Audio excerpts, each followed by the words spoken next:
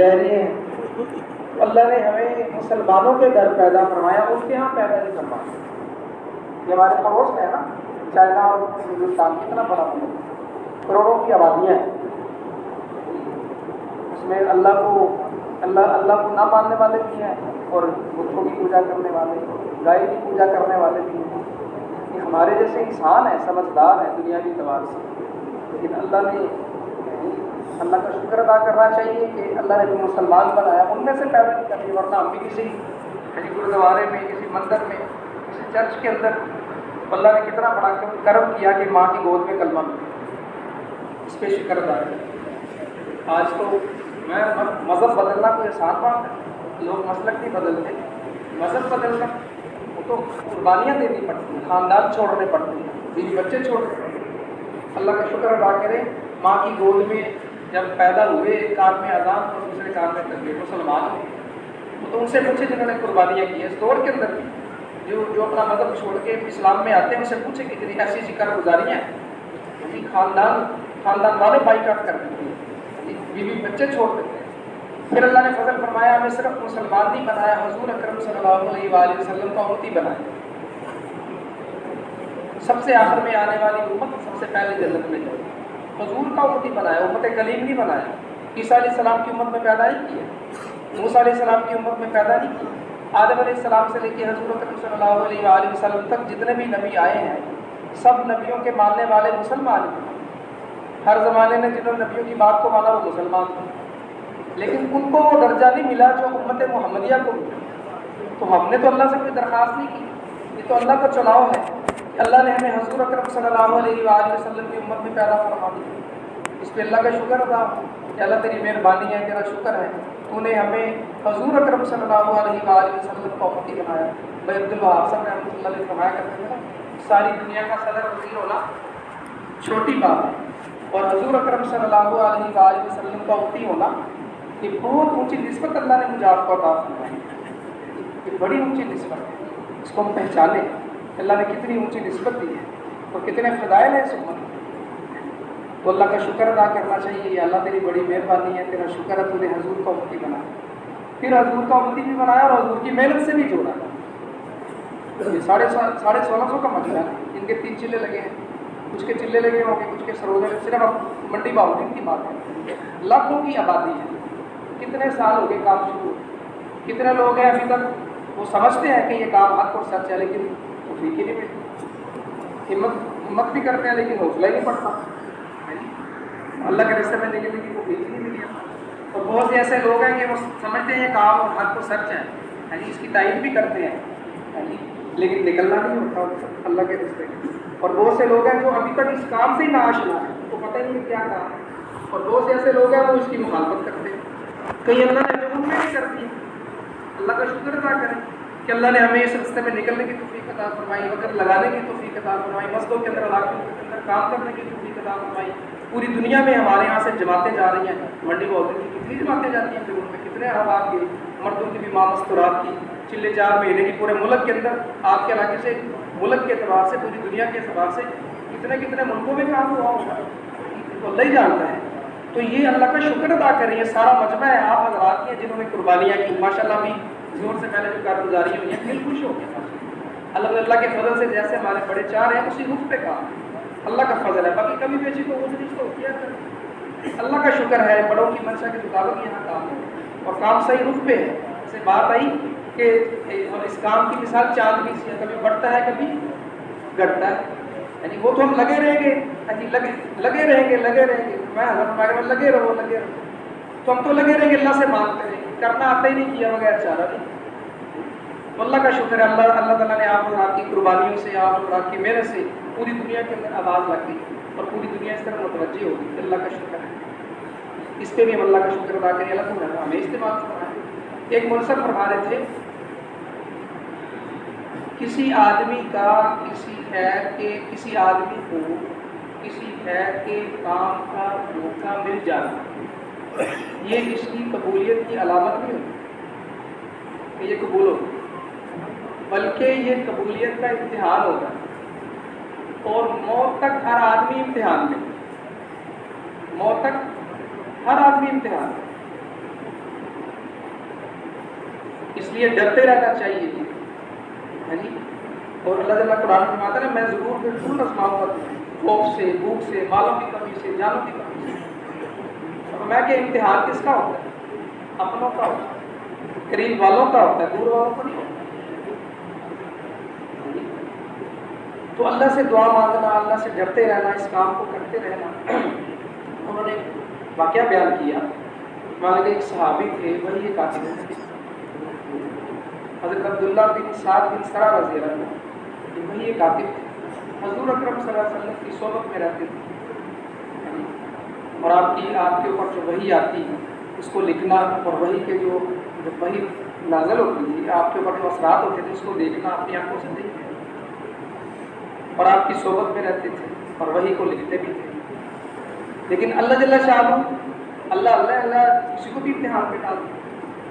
فرمایا کہ اللہ کے نبی پہ وحی نازل ہو رہی ہے، تو وحی کے بعد جب آپ نے وحی لکھوانا شروع کی تو وہ جو آیات ہیں کہ ہم نے نطفے سے خون اور پھر گوشت کا بننا اور پھر ہڈیوں کا، پھر روح کا آنا، تو یہ آپ علیہ السلام لکھوا رہے ہیں جو وحی آئی.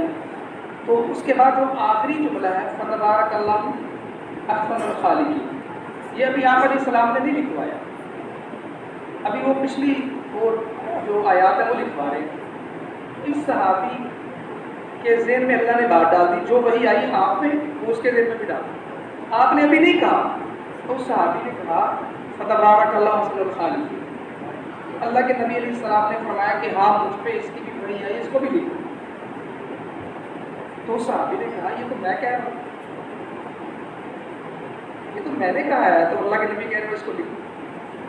تو اس بات سے کہ ان کو جس کی بات اچھی لگتی ہے وہ یہ لکھوا دیتے ہیں، یہ ان کے اندر بات پیدا ہوتی ہے کہ یہ کوئی وحی شہی نہیں آتی اور جس کی بات ان کو اچھی لگے وہ لکھوا دیتے ہیں.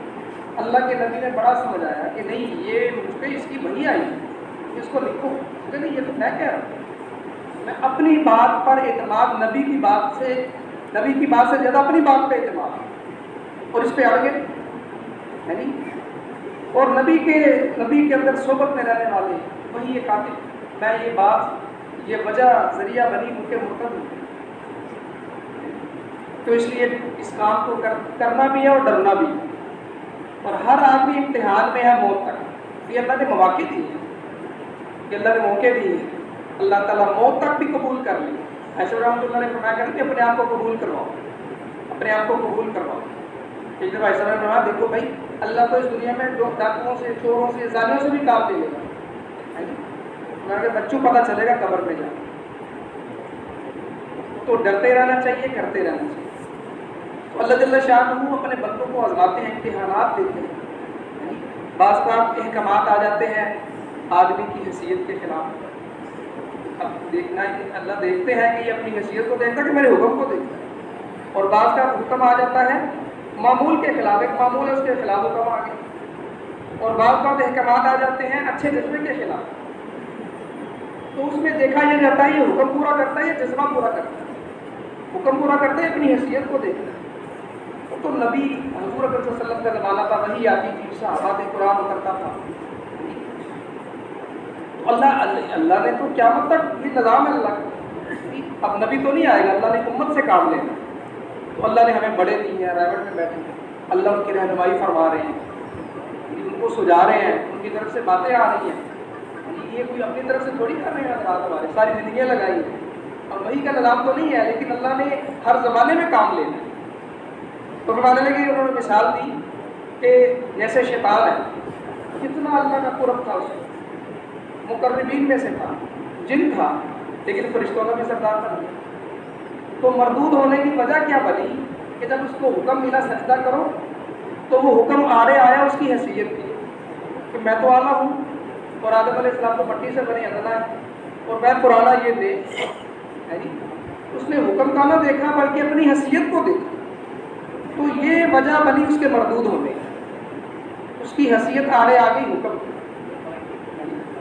پھر انہوں نے مثال دی کہ حضرت عمر رضی اللہ عنہ جب یہ عمرے پہ جانا تھا صلح حدیبیہ کے موقع پہ، آپ علیہ السلام نے فرمایا کہ بھئی احرام کھول دو، عمرے کا سفر تھا، حضرت عمر رضی اللہ عنہ نے فرمایا یا رسول اللہ ہم پہ نہیں، اللہ کے نبی نے ایک ہی بات فرمائی کہ میں اللہ کا رسول ہوں، یعنی میں اپنی مرضی نہیں کرتا، جو اللہ کا حکم ہے وہی کرتا ہوں۔ حضرت رضی اللہ عنہ ابو بکر کے پاس سے لگے، کیا ہم حق پہ نہیں ہے؟ حضرت ابو بکر رضی اللہ عنہ نے یہی فرمایا کہ وہ اللہ کے رسول ہے، تو اس پہ تھوڑا سا اڑ گیا عمر رضی اللہ عنہ کہ ہم بغیر عمرہ کیے کیوں واپس جائیں؟ ایک اچھا جذبہ تھا عمرہ کرنے کا، عمرہ کرنے جا رہے ہیں، کون سا کوئی لڑنے جھگڑنے جا رہے ہیں، کوئی اور کام کرنے جا رہے ہیں، تو کیوں ہم واپس جائیں بغیر عمرہ کیے؟ تو عمر بقول مولوی صاحب کہ ساری زندگی عمر رضی اللہ عنہ اس بات پہ اللہ سے معافی بھی مانگتے رہے اور صدقہ بھی دیتے رہے کہ اس دن نہ عمرہ کرنے پہ کیوں اڑا ہوا، حالانکہ عمرہ کرنا کوئی غلط بات ہے، لیکن حکم آ گیا بھائی احرام کھول دو، واپسی کرو، تو حکم دیکھا جائے گا، جذبہ نہیں دیکھا۔ مولوی ابراہیم صاحب دعوت پر کا جوڑ کر فرمانے لگے جذبہ دین نہیں ہوتا، طریقہ دین ہوتا ہے، جذبات تو بدلتے رہتے ہیں، کبھی کوئی جذبہ کبھی کوئی جذبہ، تو احکامات جذبوں کے خلاف اب دیکھا جائے گا کہ اپنا جذبہ پورا کرتا ہے، حکم پورا کرتا ہے۔ وہ تو حضور اکرم صلی اللہ علیہ وسلم نے صحابہ کے اندر سے سارے جذبے ختم کر دیے، ایک ہی جذبہ تھا اللہ کے نام پر مر مٹنے کا جذبہ، یہ جذبہ پیدا کرتا ہے۔ جذبہ ہوتا ہے ایک ہی ہو، اللہ کے نام پر جان دینے کا جذبہ، اور اللہ کے نام پہ جان بھی دینی ہے اور حضور کے طریقے سے جان دینے کا جذبہ، یہ نہیں ہے جان جیسے مرضی دے، وہ تو حضور کے طریقے سے جان دینے کا جذبہ۔ یہ فرمایا کہ اللہ نے یہ قرآن میں سارے قرآن و حدیث میں سارے یہ واقعات، یہ فرمایا کہ وہ قبلہ دین مسجد میں اللہ تعالیٰ حکم دے سکتے تھے، نماز سے پہلے حکم دے دیتے، نماز کے بعد حکم آ جاتا، بیچ نماز کے حکم آیا رخ بدلو۔ اب دیکھنا یہ ہے کہ نبی کے ساتھ کون رخ بدلتا ہے، جو کام کرنے والے ان کا بھی امتحان، تو کیوں نہیں رخ بدلا نہیں پڑا؟ تو معمول اور تھا لیکن حکم آگے بدلو، اب نماز کے اندر حکم بدلا جائے۔ تو اس لیے ہمارے بڑے جو ہمارے لیے طے کرتے ہیں، کہ پہلے تو یہ ہوتا تھا بزرگوں نے یہ طے کیا، جو طے کریں گے ہم کریں گے، وہ تو آپ کے سامنے ہے، شروع میں شراب حلال بعد میں شراب حرام، بہت سی آیات ایسی تھی جو پہلے اللہ کی طرف سے آیات ہوتی بعد میں منسوخ ہو گئی کہ اللہ کو نہیں پتا، وہ تو جھوٹ اصطلاح بڑھتی جائے گی، لیکن بچے کے اعتماد بڑھ گئے، اعتماد ہو جو کام آگے بڑھ رہا ہے اور بلوغت کی طرف آگے بڑھ رہا ہے کام، تب اعتماد اللہ تعالیٰ رہنمائی فرما رہے ہیں ہمارے بڑوں۔ اب اس میں یہ دیکھنا کہ پہلے تو یہ تھا اور اب یہ ہے، بھئی ہمیں ہمارے اندر تو یہ جذبہ ہے، ہم تو یہ اچھا کام کرنا چاہ رہے ہیں، جی ہم مثال کو ہم تو کھانے کھلانا چاہ رہے ہیں، اور بزرگ روکتے ہیں بھائی جوڑوں کے کھانے نہیں کھلانا ہے جی، اور بزرگ کہتے ہیں کہ شب جمعہ کا بھی اپنا کھانا لے کے آؤ، ہر گھر سے اپنا کھانا لائے، بھائی ہم تو چاہتے ہیں سب کا کھانا کے ایک جذبہ ہے نا۔ اب ہمارے بڑے کیا چاہ رہے ہیں، اس طرح بہت سی چیزیں ہیں اس کو ہم دیکھیں کہ جو ہمارے بڑے ہمارے لیے طے فرما رہے ہیں، اور وہ کسی فرد کی بات نہیں ہے، ہمارے سارے رحمت والے حضرات اور نظام الدین والے حضرات اور بنگلہ دیش والے، یہ سارے حضرات ملکوں کی شورا والے بیٹھتے ہیں، عالمی شورا ہے، اس پہ کچھ چیزیں طے ہوتی ہیں، اس کو پھر وہ آگے پوری دنیا میں وہ بات چلتی ہے، تو جو بات بڑوں کی طرف سے آئے اس پہ ہم اعتماد کر کے اپنے بڑوں پہ آمنا و صدقنا، اس میں ہم اپنی قوت کو اس پہ لگائیں جو ہمارے بڑے چاہ رہے ہیں جی، کیوں جی سب تیار ہیں اس کے لیے، جو ہمارے بڑے ہمارے لیے جو بھی ریمنڈ والے کریں گے، ہمارے مرکز والے کریں گے، جو بات اس کو ہم دل سے قبول کریں، چاہے ہماری سمجھ میں آئے یا نہ آئے۔ میں سمجھ کر مانی تو اپنی، پھر اپنی سمجھ کی مانی، اگر سمجھ کے بھی ہمیں سمجھاؤ، سمجھ کر مانی تو پھر اپنی سمجھ کے مانی، تو یہ سمجھ میں آئے نہ آئے مان لو۔ صحابہ کی یہ صرف تھی، سنا اور مانا۔ تو ہم اپنے بڑوں، جیسے ہمارے بڑے ہم اپنے بڑوں پہ اعتماد کریں گے، جیسے وہ ہمارے لیے طے کریں، جس بارے میں بھی جو بھی تقاضا پیش کریں ہم ہر تقاضے کے لیے اپنے آپ کو پیش کریں گے، لیکن پھر جو طے کریں، کبھی ابھی آپ رک جاؤ، ابھی آپ چلے جاؤ، ابھی آپ یہ کر لو، جو طے کریں ہم پھر سے اس کو قبول کریں، ٹھیک ہے جی انشاءاللہ۔ دوسری بات یہ ہے، ایک بزرگ فرما رہے تھے کہ میں نے بڑا اس بات کو غور کیا، بڑا اس بات کو سوچا کہ ہمارے پرانے ساتھی، ان کے قدم پاؤں، ان کے پاؤں کام سے کیوں اکھڑتے ہیں، اور اکتاہٹ کام میں کیوں آتی ہے؟ اور ان کی نگاہیں دائیں بائیں کیوں جاتی ہیں؟ تو میں نے بڑا غور کیا اور میں اس نتیجے سے پہنچا کہ شروع کے کام کرنے والے تو کام کو اپنے لیے کرتے تھے اور آج کے کام کرنے والے کام کو دوسروں کے لیے کرتے ہیں۔ تو پھر یہ بات پیدا ہوتی ہے کہ کام کو دوسروں کے لیے کر رہے ہیں، اب ہماری اصلاح کیسے ہوگی؟ پھر نگاہیں جاتی ہیں دائیں بائیں کہ کیسے کریں بھی ہماری بھی اصلاح ہوگی۔ میں جس محنت سے جس کام سے دوسروں کی زندگی بدل رہی ہے اس کام سے اس کام کے کرنے والے کی تو پہلے بدلنی چاہیے، اس کی کیوں نہیں بدلنی؟ تو مولانا نظر معاصر دعوت پر اکثر یہ بات فرماتے ہیں کہ دعوت دیتے ہوئے نشانہ ٹھیک رکھو، دعوت دیتے ہوئے اپنے دل کو نشانہ بناؤ۔ جو اپنی حاجت اور ضرورت سمجھ کے دعوت دے گا، کیوں نہیں؟ وہ جس کو دعوت دے رہا ہے وہ سمجھ رہا ہے یہ میری ضرورت ہے، اس کی نہیں ہے، تو اگر وہ اس پہ تیار نہیں ہوگا اس کی دعوت میں، اس کو اس پہ غصہ آئے گا۔ وہ جو دوسروں کو سمجھے گا میں تو اس کو تیار کرنے کے لیے اس کو میں یہ چاہتا ہوں یہ بدل جائے، اب اس کو ایک دفعہ یا 2 دفعہ 10 دفعہ کیا، یہ تو مانتے چھوڑو اس کو، تو میری اپنی حاجت ہے دعوت دینا، میری اپنی، جیسے تاجر عبد الوہاب رحمۃ اللہ علیہ فرمایا کرتے تھے تاجر کی تجارت کس کے لیے؟ تاجر کے لیے، وہ دوسروں کے لیے تھوڑی کرتا ہے۔ زارے کی زراعت اس کے اپنے لیے، ملازم کی ملازمت اس کے اپنے لیے، ایسے ہی دائی کی دعوت بھی اس کے اپنے لیے۔ جب دائی سمجھے گا یہ میری ضرورت ہے، میری حاجت ہے، تو اللہ اس کی زندگی پلٹے گا، ورنہ یہ تو تبلیغ میں لگا اس کی وجہ سے لوگوں کی زندگیاں تو پلٹے نہیں، اس کی نہیں پلٹے، کیونکہ اس نے اپنی نیت ہی نہیں کی۔ اجر ملے گا، اس کو اجر مل جائے گا، لیکن زندگی نہیں بدلے۔ اس لیے میں یہ جو اعمال ہیں یہ نبوی اعمال ہیں، دعوت، علم، عبادت، حضور علیہ السلام، یہ نبوی اعمال ہیں۔ میں اعمال دعوت، اعمال نبوت ہے، اس پہ یقین ہونا چاہیے، نبوی اعمال ہے۔ اور میں اعمال نبوت اور اعمال ولایت میں فرق صرف نقل و حرکت کے نہ ہونے کا، اعمال وہی ہے۔ جب ان اعمال کو نقل و حرکت کے ساتھ کرو گے تو انہی اعمال میں اللہ نے نبیوں والے الولا کی کشش رکھی۔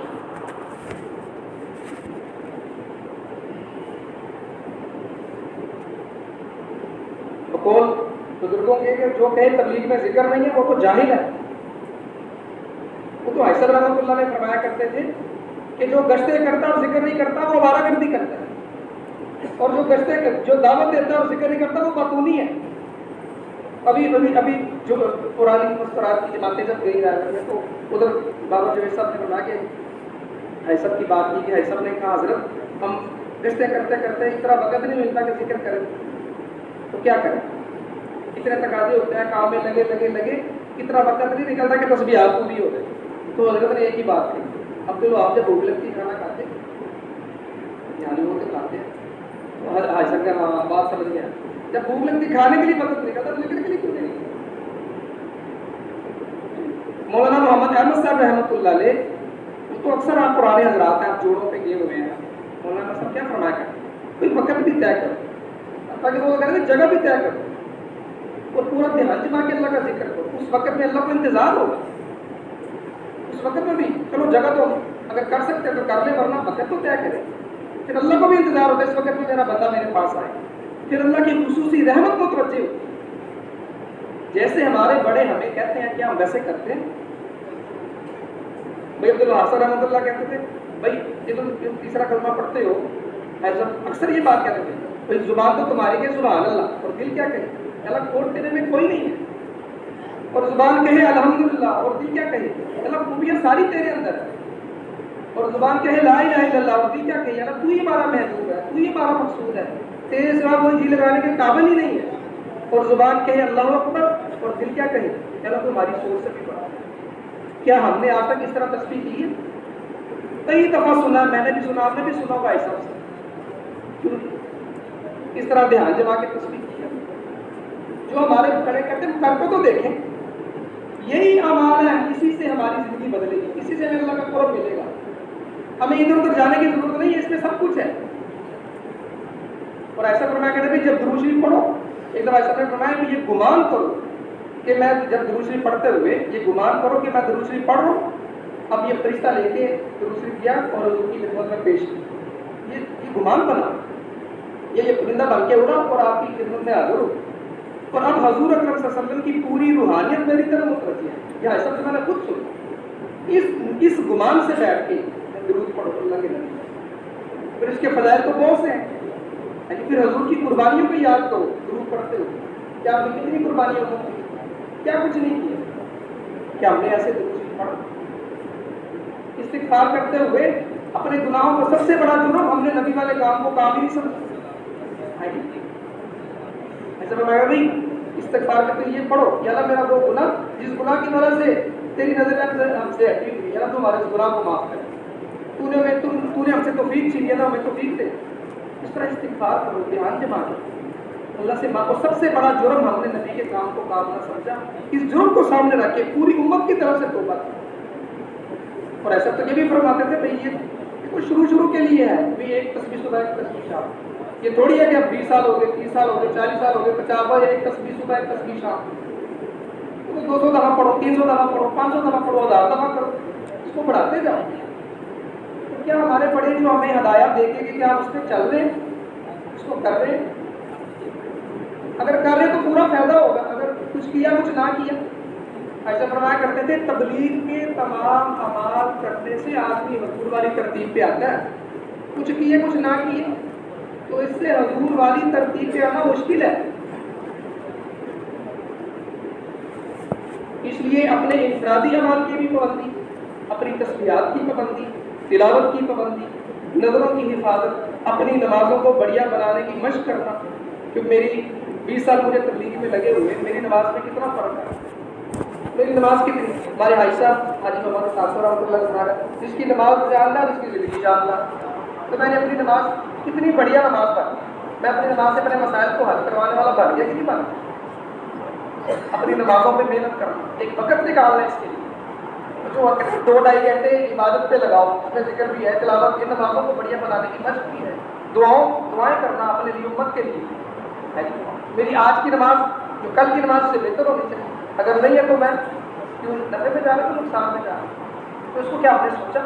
وہ تو ایسا بنایا کرتے تھے نا، نماز پڑھنے سے پہلے جب آؤ تھوڑی دیر بیٹھو استغفار کرو، بنایا کرتے بھائی ایک یہ کہ نماز کو گناہوں سے پڑھنا، گناہوں کے ساتھ پڑھنا، وہ نماز کا اثر ہے کہ گناہ معاف ہو جائے، ایک یہ ہے کہ نماز سے پہلے استغفار کرو تاکہ وہ جو گناہ وہ صاف ہو جائے، اب گناہوں سے پاک ہو کے اللہ کے سامنے کھڑے ہو، اور نماز کے اندر پھر دھیان جمانے کی، اس میں تو ایسا میں بنایا کہ پورا طریقہ ایسا میں بتایا کہ بعض لوگ ایک دفعہ ایسا میں سنانا 3 چلے والا کہ بعض لوگ اللہ اکبر کہتے ہیں پھر ہاتھ باندھتے ہیں، اللہ کو پہلے کہہ دیں ہاتھ بعد میں باندھے، اور بعض بندے ہاتھ باندھ لیتے ہیں پھر اللہ اکبر کہتے ہیں۔ ایسا دیکھو اس زبان کی نقل و حرکت کو تابع کرو، جسم کی نقل و حرکت زبان کی تابع ہو، اللہ اکبر راہ پہ ہاتھ کرو، اس طرح رکوع کے اندر بھی اللہ اکبر راہ پہ تمہاری کمر سیدھی، سمی اللہ لمن حمیدہ کہاں ہے، سین پہ شروع ہو اور دا پہ کمر سیدھی، پھر سجدے میں جا رہے ہو تو لمبا اللہ اکبر کرو، جب ماتھا لگے تو راہ دیجیے، ہے جی،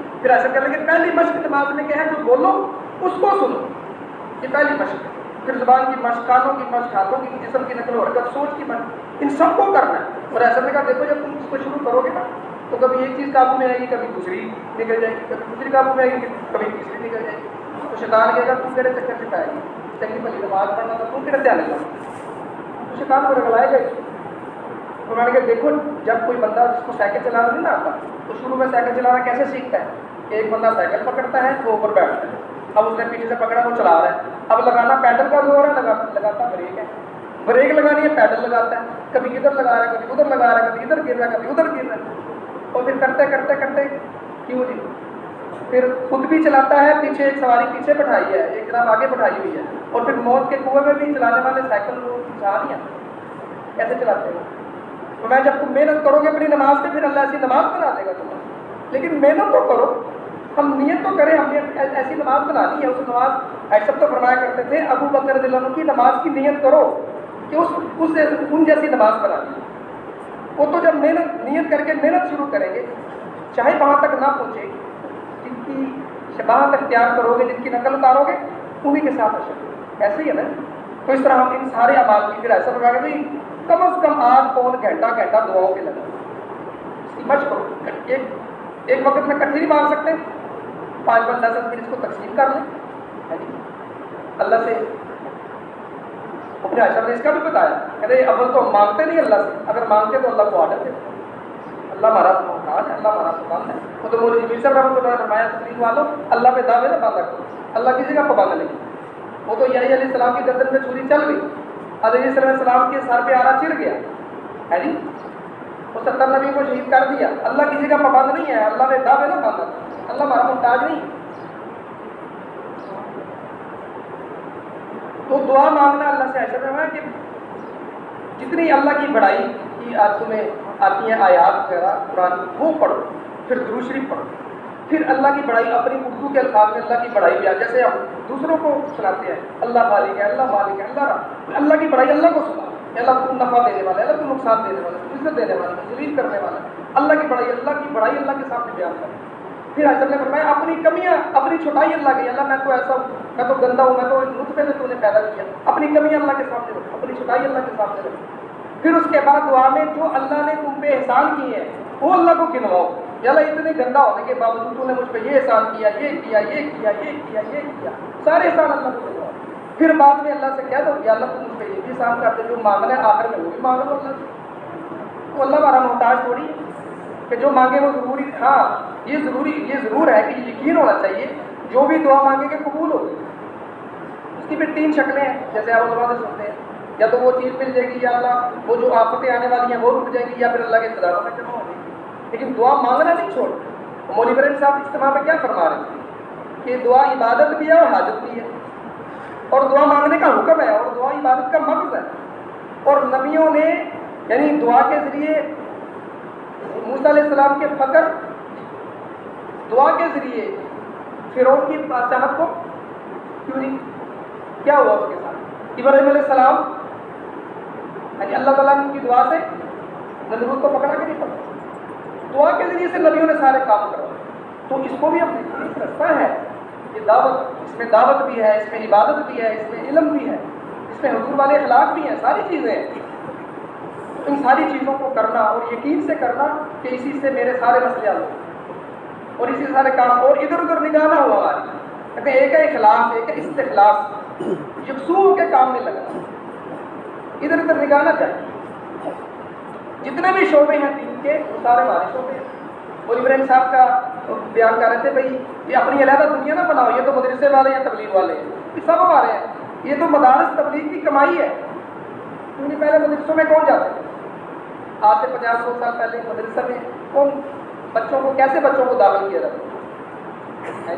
اب ہر طرح کے نوجوان اور پڑھے لکھے اور بڑے خاندانوں والے انہیں کروا رہے کہ نہیں کروا رہے؟ تو ساری تبلیغ تو اپنی کمائی سے کسی کو حسد ہوتا ہے۔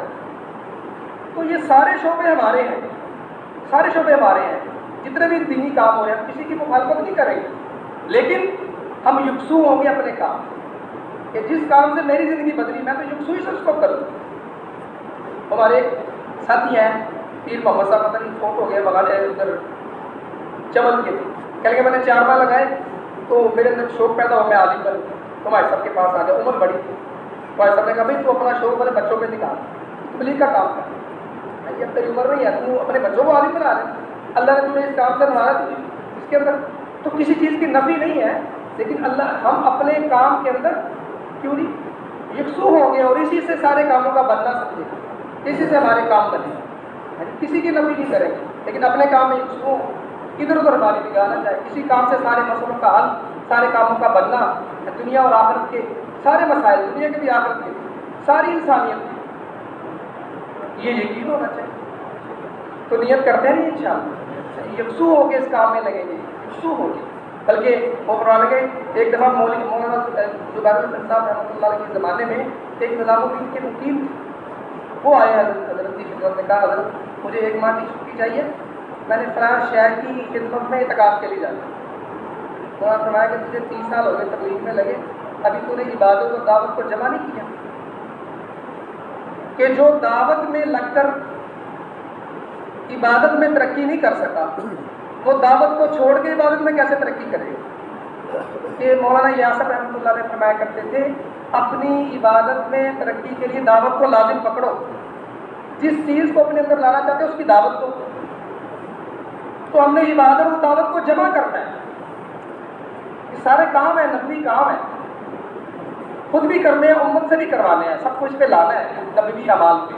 تو میں بھی نیت کرتا ہوں کہ کم سے کتنی کمی کوتاہیاں ہو گئی، کیوں نہیں، اب ہم اس میں کوئی کمی نہیں کریں گے. اپنی جیسے بات آئی مسجد کے مشورے میں روزانہ کے 2.5 گھنٹوں کے اندر اور مقامی بیرونی گشت کے اندر اور سرودوں میں، ابھی جوڑ میں مولانا خوشی سے فرما رہے تھے ابھی تو ہم یعنی مبادی میں پھنسے ہوئے 2.5 گھنٹے اور 3 میزی میں پھنسے. ابھی تو غایات جو مقصود ہے اس کام سے وہاں تک تو ہماری ابھی تک پہنچ ہی نہیں ہے، تو بہت پیچھے ہیں. ابھی تو محنت کی محنت ہو رہی ہے، محنت کی ابھی تو لگانے کا زمانہ ہے. صحابہ نے لگایا، جب یہ کام چلا کیونکہ رضا نے گھر بھرے کے نہیں بنے، ابھی لگانے کا زمانہ ہے.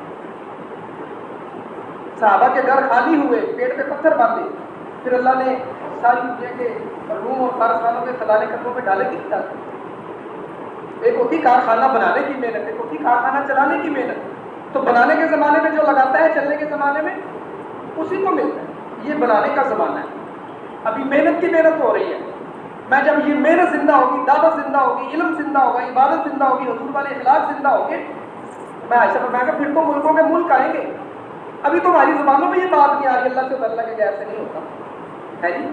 ہم اب تعلیم کو اپنی کتنی حاجت ضرورت سمجھتے ہیں، تبلیغ میں لگے ہوئے، عبادات کو کتنی اپنی حاجت ضرورت سمجھتے ہیں. حضور والے اخلاق جو توڑے اسے جوڑو، مسکرا کے ملنا بھی اخلاق ہے. اصل تو پتہ چلے گا جب کسی نے ظلم کیا یہ معاف کرتا کہ نہیں کرتا. یہ اخلاق ہے جو ظلم کرے اس کو معاف کر، جو تمہیں محروم کرے اپنی عطا اس کو تم عطا کرو، جو نہ دے اس کو دو. تو یہ حضور والے آپ علیہ السلام کی ساری زندگی ہمارے سامنے. تو اس اخلاق کی مشق کرنا، ان اخلاق کو سیکھنا، ان اخلاق کے اندر آنا، اس کی دعوت دینا دوسروں کو بھی.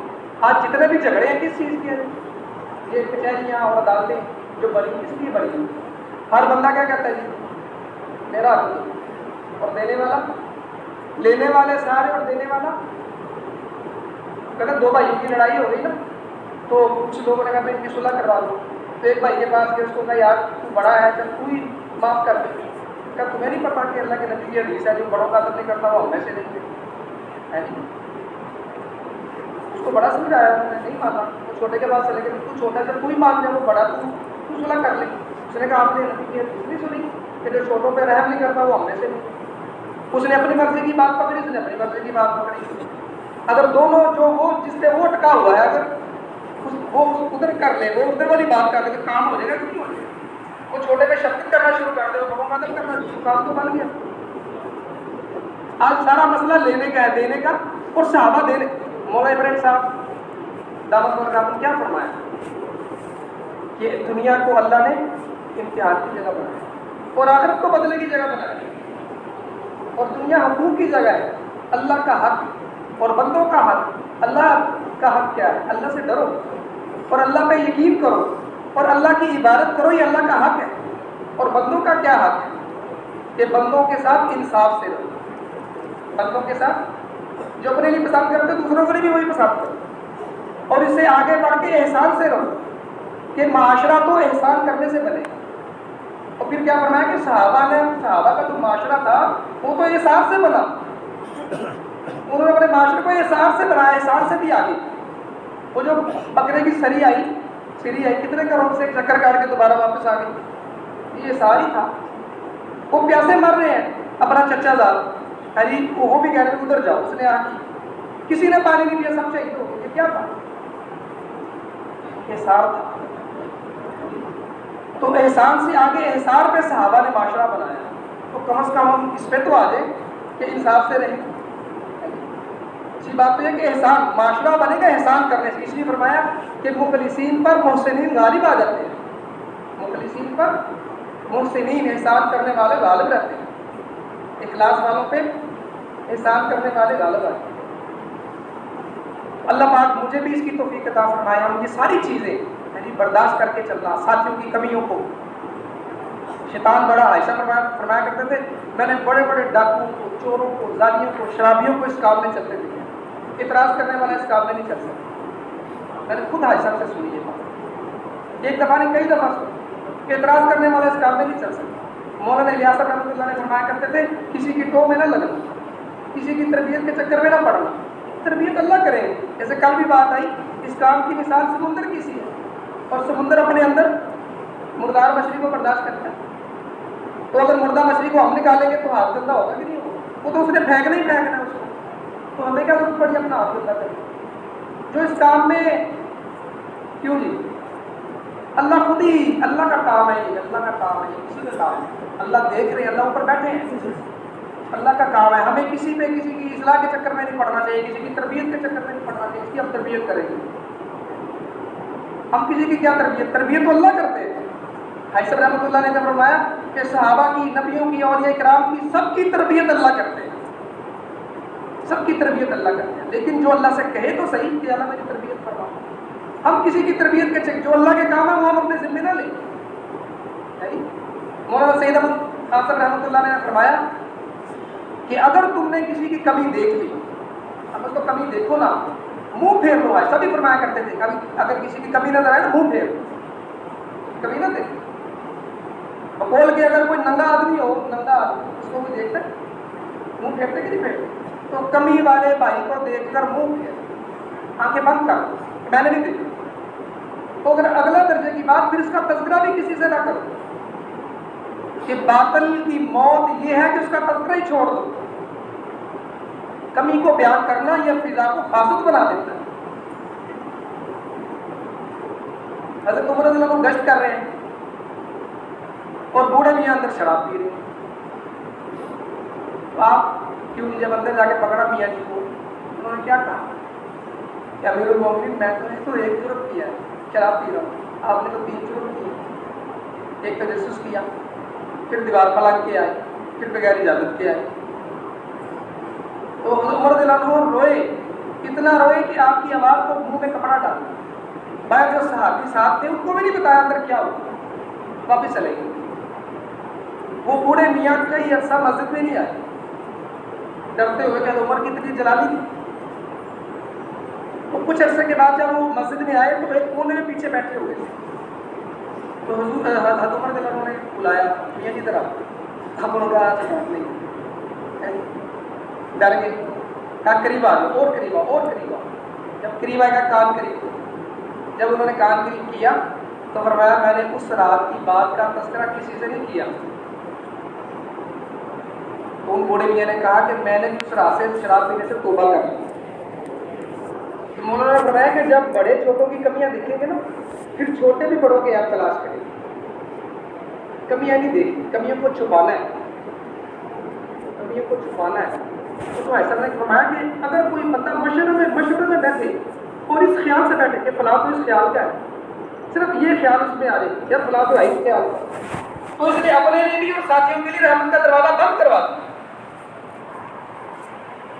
میں وہ گمان ہی تو تھا جو حنین میں آیا تھا,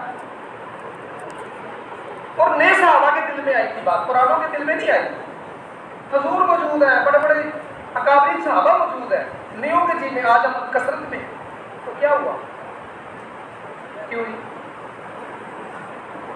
یار تم 4000 اپنے اوپر, تو یہ وہ مالک یہ سب کرنا پڑا کہ وہ خیال ہی تو تھا جو رہن میں آیا تھا کثرت کا. پھر کیا ہوا, وہ بھی تو خیال ہی تھا جو حضور نے فرمایا تھا ابو بکر تیرا کیا خیال ہے ان 2 کے بارے میں جن کا تیسرا اللہ ہے, وہ بھی تو خیال ہی تھا. میں کہ بعض گمان بھی گناہ ہوتے ہیں, اس لیے بدگمانی سے بچنا, کسی پہ بدگمانی نہ ہو. تو میں بات کر رہا تھا مولانا سید احمد خان رحمۃ اللہ نے فرمایا کہ بھی دیکھو کسی کی کمی مت دیکھو, اگر تم نے دیکھ لی کمی تو پھر اس کی اصلاح کرنا تم پہ واجب ہو گیا.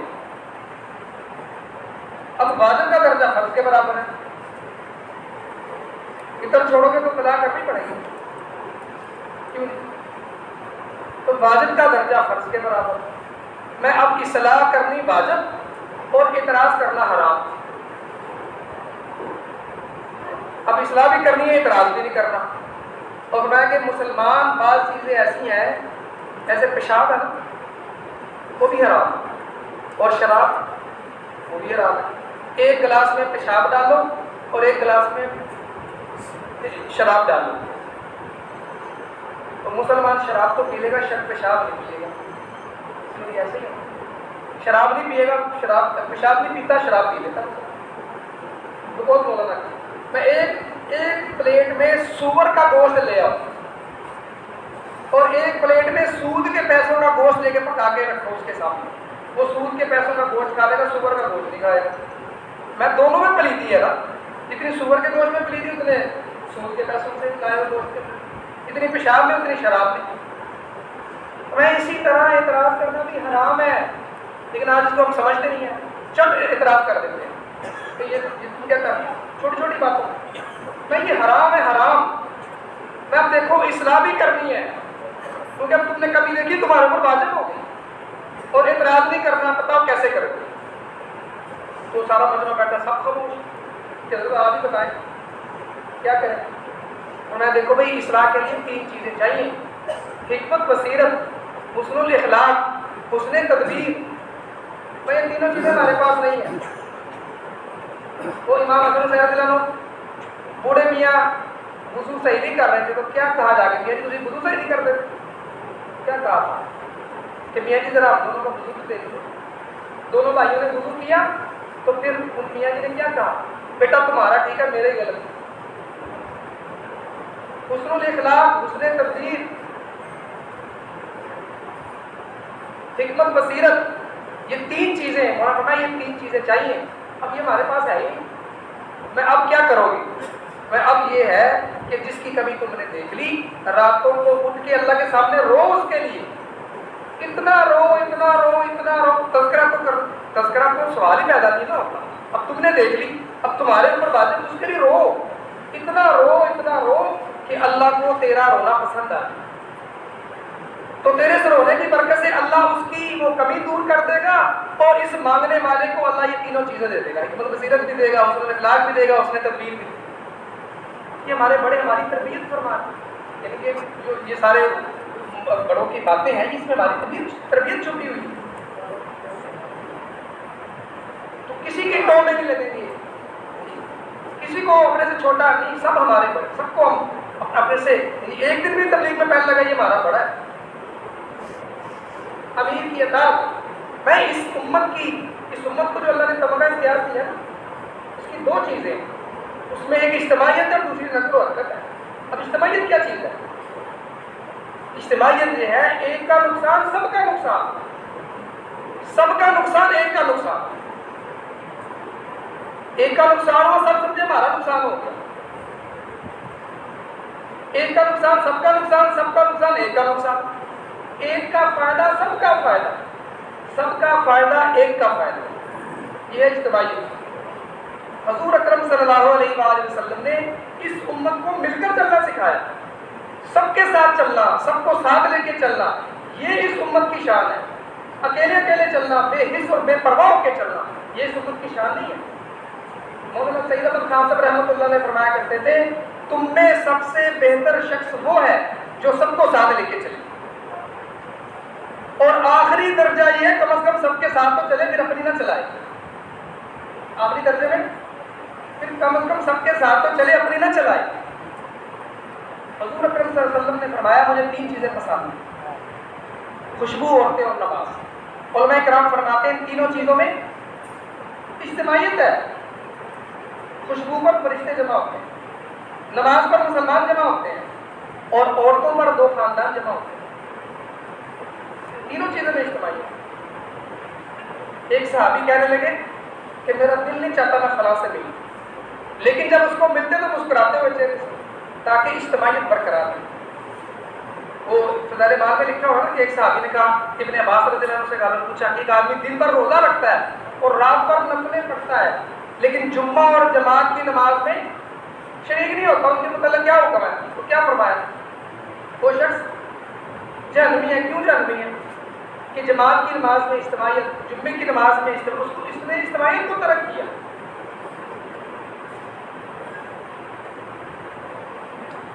اس نے اجتماعیت کو ترک کیا۔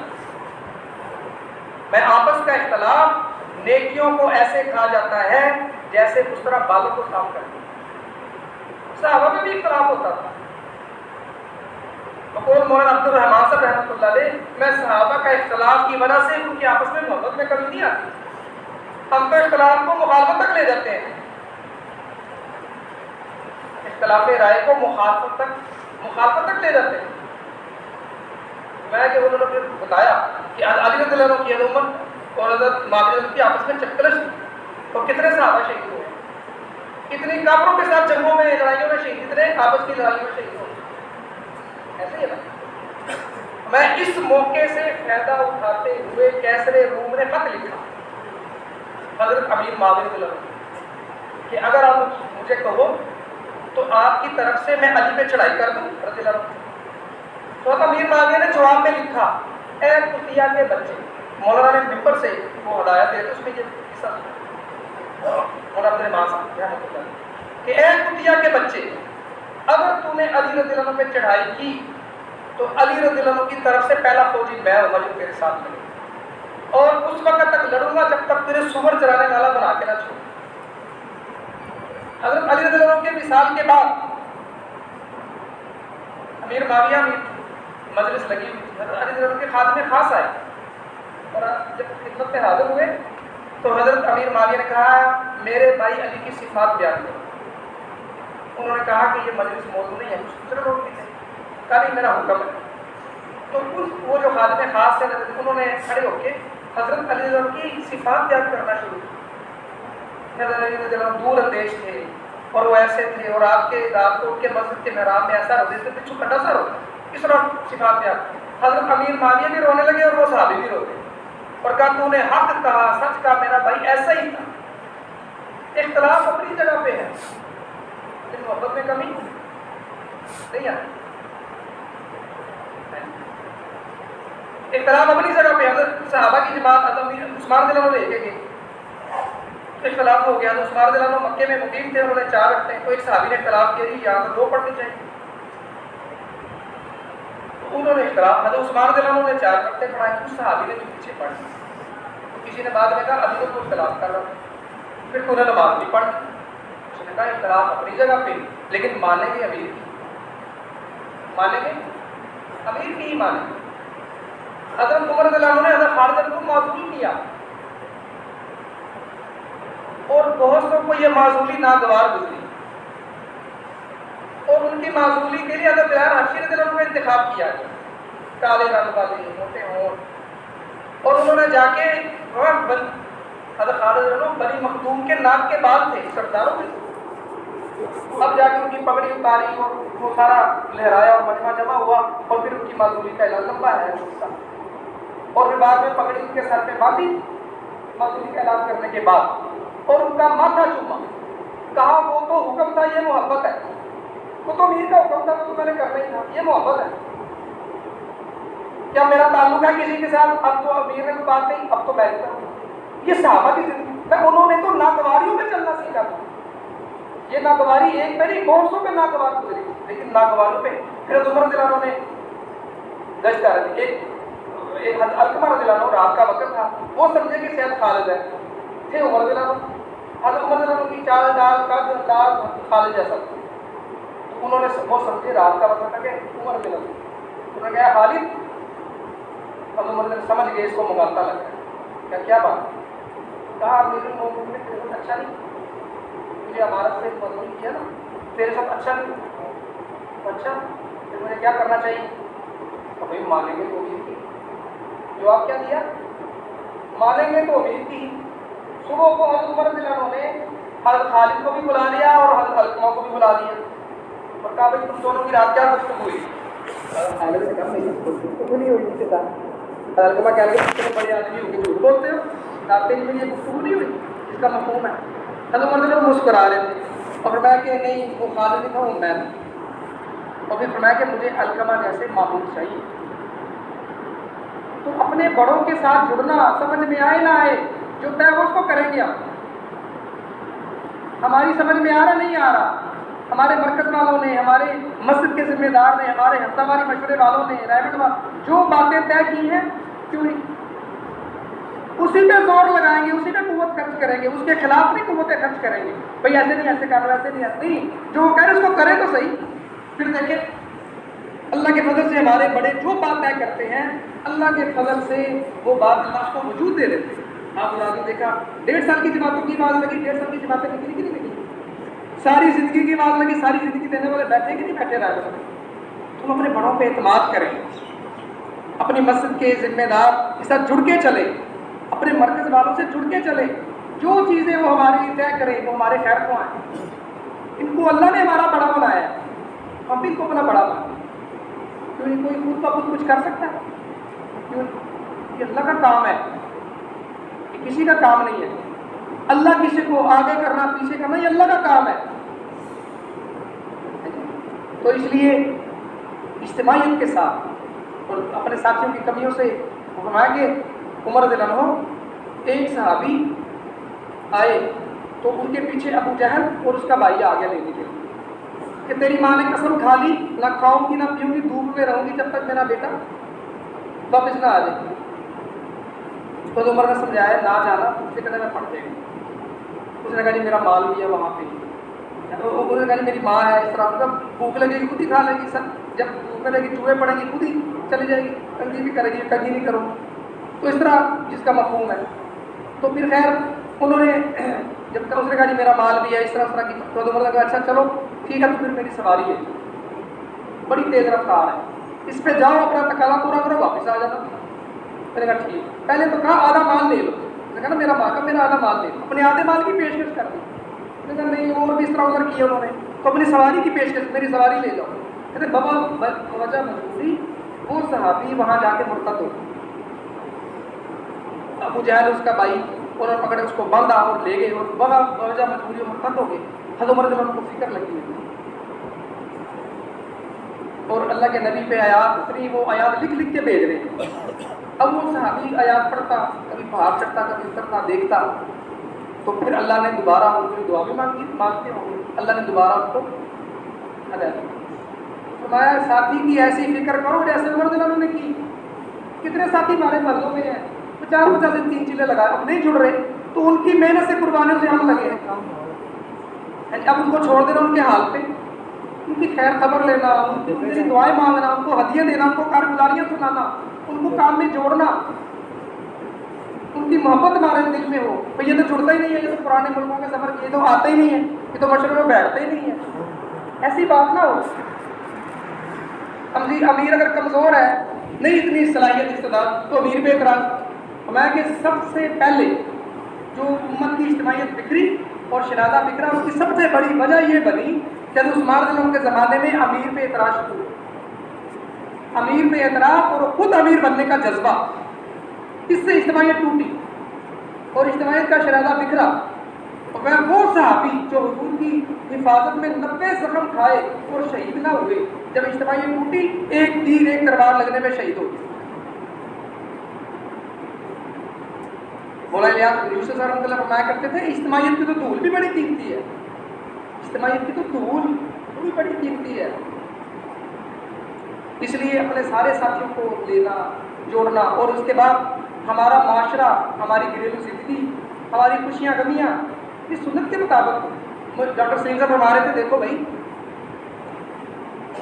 چلے لگے ایک علاقے والے آئے ہمارے پاس رہنے، تو ایسا کہیں گے ایسا ہمارے یہاں بہت کام، اتنے ساتھی ہمارے زندگی دینے والے رائٹر میں ہیں، اتنے ساتھی آدھی زندگی دینے والے، اتنے ساتھی مرکز میں یہاں مفتی میں، اتنی ہماری بیرون کی جماعت، اتنی چلے کی جماعت، اتنے مسلوں میں سروزے کی جماعت.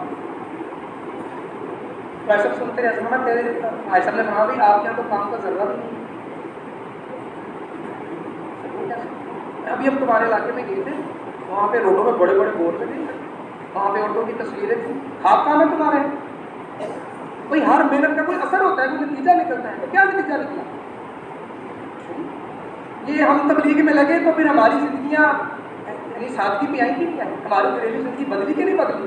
ہماری شادیاں، ہماری خوشیاں کتنے سنت کے مطابق لوگ تو ہمیں دیکھیں گے، یہ تبلیغ والے ہیں، ہمارا ہر عمل حجت بنے گا.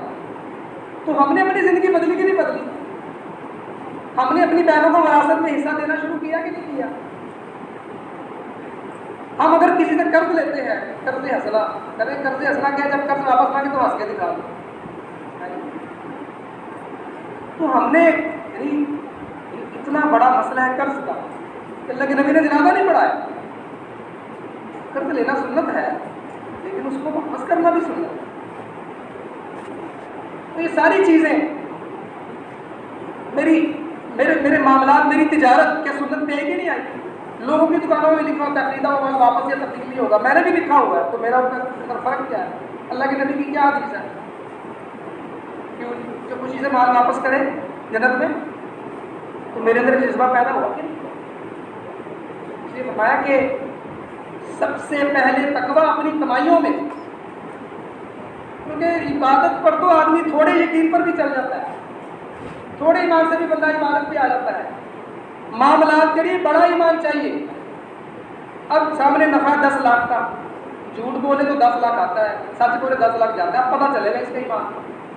آدمی دین پر اس وقت تک چلتا جب تک ٹکراؤ نہیں ہوتا، جو ہی ٹکراؤ ہوا دین کا اور دنیا کا، اب پتہ چلے گا کتنا ایمان والا ہے، یعنی اب یہ سچ بولتا ہے جھوٹ بولتا ہے، اس کا غیب پہ یقین ہے، غیب کی خبر بھی کہ اللہ کے نبی نے فرمایا جس نے سچ بولا وہ نجات پا گیا، اور جس نے جھوٹ بولا وہ برباد ہو گیا۔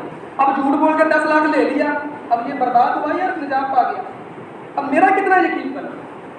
مولوی مفتی صاحب رحمۃ اللہ نے فرما لیں گے یہ بلوچستان، پرانی بات کہ بلوچستان کو کچھ وزیر تھا، اس کو کچھ سرودا یا چلہ لگا تھا، تو کوئی مسئلہ تھا، تو کچھ لوگ کچھ زمینوں کے کاغذات تھے، کس طرح انہوں نے حکومتی تھا معاملہ، تو وہ چلے گئے اور بریف کیس پکڑا ہوا ہے اور نوٹوں سے بڑا ہوا اور جا کے اس کے ٹیبل پہ پھینک اور اس کو کھولا، اس میں نوٹ کر اور بندوق بھی پکڑی ہوئی تھی صاحب، اور کہا جی اس میں 6 گولیاں ہیں، اور فائل رکھ دی اس کے سامنے، اس پہ دستخط کرو تو یہ نوٹوں سے بھرا ہوا بریف کیس تمہارا، اور اگر تم اس پہ دستخط نہیں کرتے تو یہ 6 گولی تیرے سینے میں اتاریں گے۔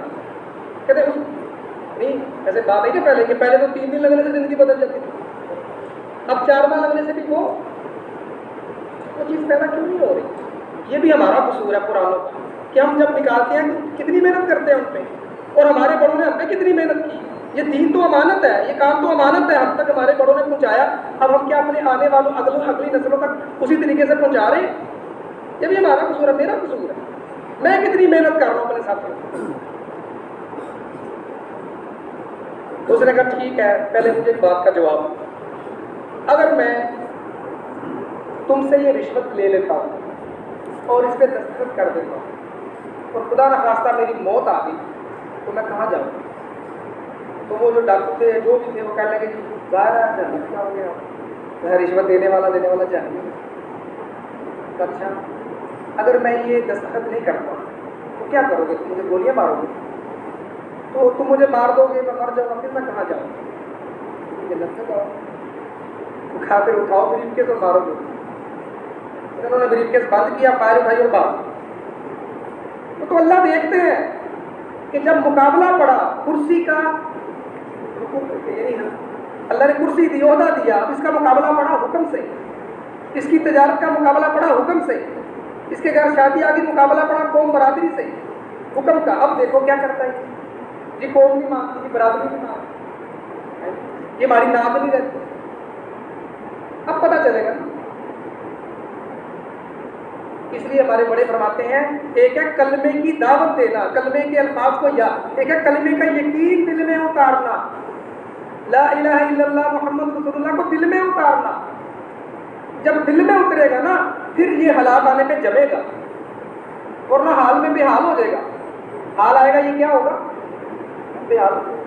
اور مثال دی کہ آدمی پہ حال آ گیا، اس کو کاروبار میں نقصان ہو گیا، دکان برباد ہو گئی، اب بڑا کنبا قبیلہ، اب کیسے نظام چلے؟ اب اس نے سوچا کیا کروں؟ اب اس نے یہ نہیں دیکھا کہ تیرا کون سا مجھ سے اللہ کا حکم ٹوٹا ہے، کون سی نافرمانی ہوئی۔ اب یہ سوچ رہا ہے کبھی میرے پاس مال ہوگا تو میں اس میں دوبارہ اس پیسوں سے مال خریدوں گا، میری دکان میں مال آئے گا، میری بکری شروع ہوگی، میرا معاملہ ٹھیک ہو جائے گا۔ اب اس نے رواجی طریقے اختیار کیے، اپنی عقل کے گھوڑے بڑھائے اور سود میں قرض لے لیا۔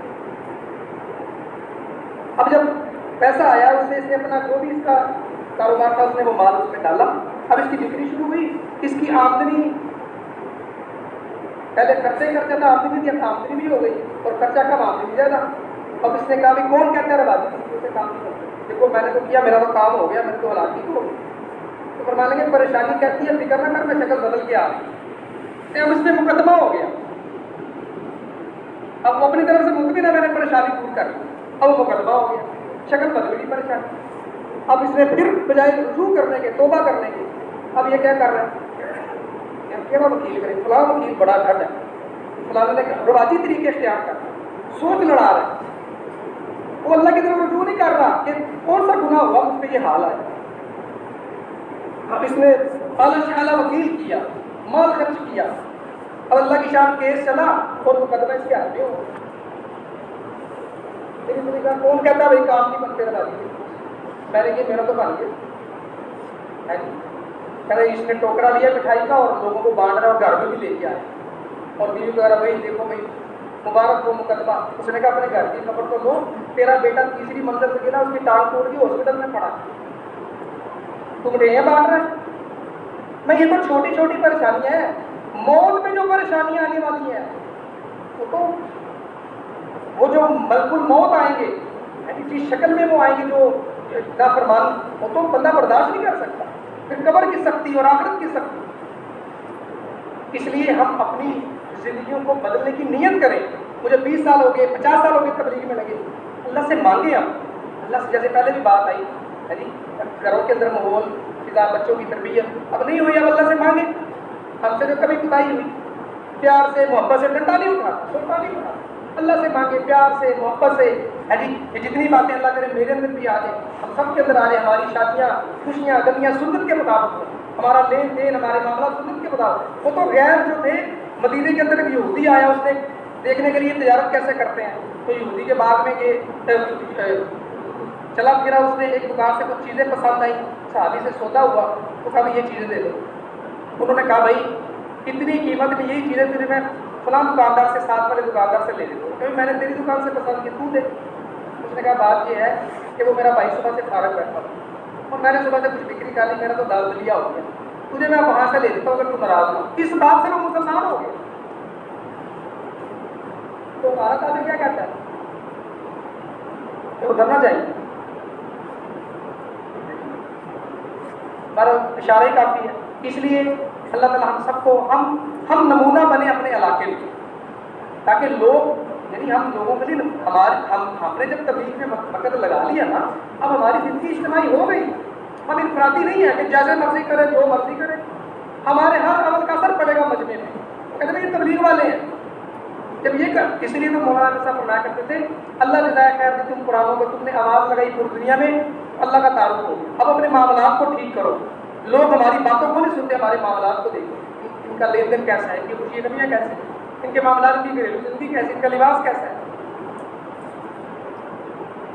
تو نیت کرتے ہیں انشاءاللہ آج تک جتنی ہم سے جس معاملے کے اندر بھی، ایمانیات کی لائن میں، عبادات کی لائن میں، معاملات کی لائن میں، معاشرت کی لائن میں، اخلاقیات کی لائن میں جتنی مجھ سے کمیاں کوتاہیاں ہوئی، میں اس پہ توبہ کرتا ہوں۔ اس کام کو کرنے میں جتنی سستی کمی کوتاہی ہوئی، نبی والے کام کو اس پہ ہم سب توبہ کریں اور آئندہ عزم کریں اپنی زندگی کو بدلنے کا، اپنے گھر کے اپنے سارے نظر اللہ سے مانگے، روئے اللہ کے سامنے، اللہ تو ہی بدلنے والا، تو ہی کرنے والا، میں کیا اور میرا عمل کیا، میری دعا کیا۔ تو نیت کرتے ہیں سارے، اللہ تعالیٰ جزائے خیر دے۔